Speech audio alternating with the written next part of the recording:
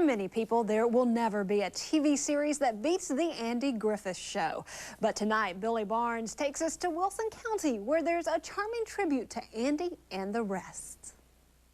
You're cruising on a country road near Wilson, North Carolina, when ding dong, you're at Wally's filling station.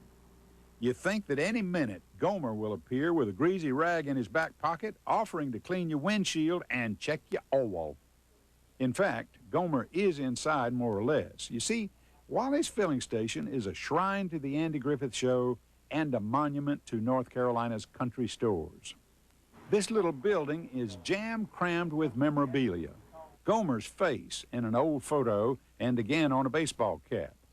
Aunt Bee and Andy on a dinner plate. A sheriff's hat autographed by Don Knotts. A butter dish that sat on Aunt Bee's dining room table in an Andy Griffith episode. Autographed photo of Thelma Lou. Can of Andy Griffith beans. And busts of Andy and his deputy immortalized in genuine plastic. And over in a corner, in the shadow of a looming Barney Fife, there's the proud proprietor of Wally's filling station.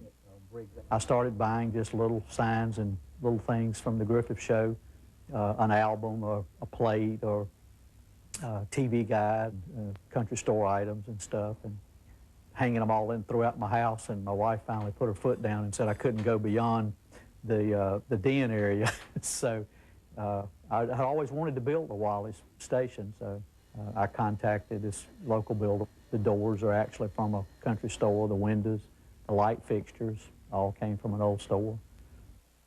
I'll just bedog if he's not right. The stuff at Wally's filling station is the real thing. The cash register is identical to one seen in an Andy Griffith episode. And on the porch, there's a rollback cooler full of Cokes in old-time glass pinch bottles. Visitors to the store pay on the honor system by stuffing dollars into an old bean can. Now, just how Mayberry-ish is that? George Boyd doesn't sit around by himself admiring his stash of Andy Griffith goodies. He welcomes all visitors. The whole thing here is just a constant reminder of a simpler time. And that was borne out last week. We had our first tour bus. They were a group of seniors, about 35 or 40 folks, all ladies but one man. And it was just so special. These people get off the bus and they're oohing and ahhing, I remember this, I remember that. And it was just, it was very heartwarming, and that's sort of what Mayberry is all about. Wally's filling station also hosts a monthly meeting of local Andy Griffith Show enthusiasts. Its 28 members pay dues of $1 a year, and the treasurer who looks after all that loot is Susan Plesha. I was delighted when I found out that they were going to start a club here for the people who love the Andy Griffith Show. People learn how to relax a little bit. This is a comforting place when you're sitting out there and still struggling to figure out how your computer works. So we got a Coke out of the machine and just sort of enjoy going back in time, so to speak. George is taking country store collecting to a different level. Probably my favorite things in the store are most of the items that are tied to Barney Fife. He's got a lot of them. He's got pictures, he's got plates, he's got a life-size character, autographs. There's nothing in George's collection I don't like. Keith Barnes says the club members sometimes break into a rendition of the Mayberry High School song, singing off-key the way Barney always did. Proud wave your banner in the sky, Mayberry Union High.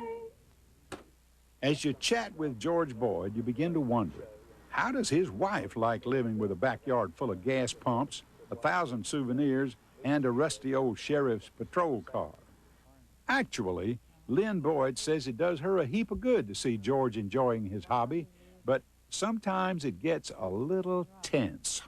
We left at 4 o'clock that morning to go to Mount Airy to watch them auction off Andy's Griffith's home place.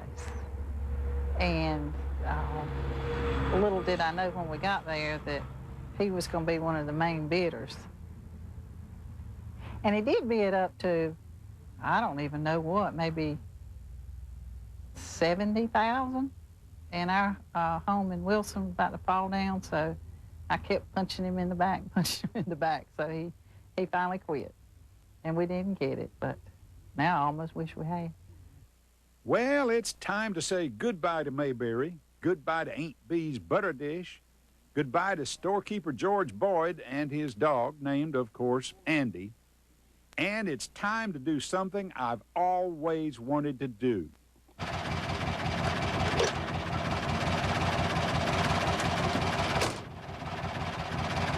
Shazam!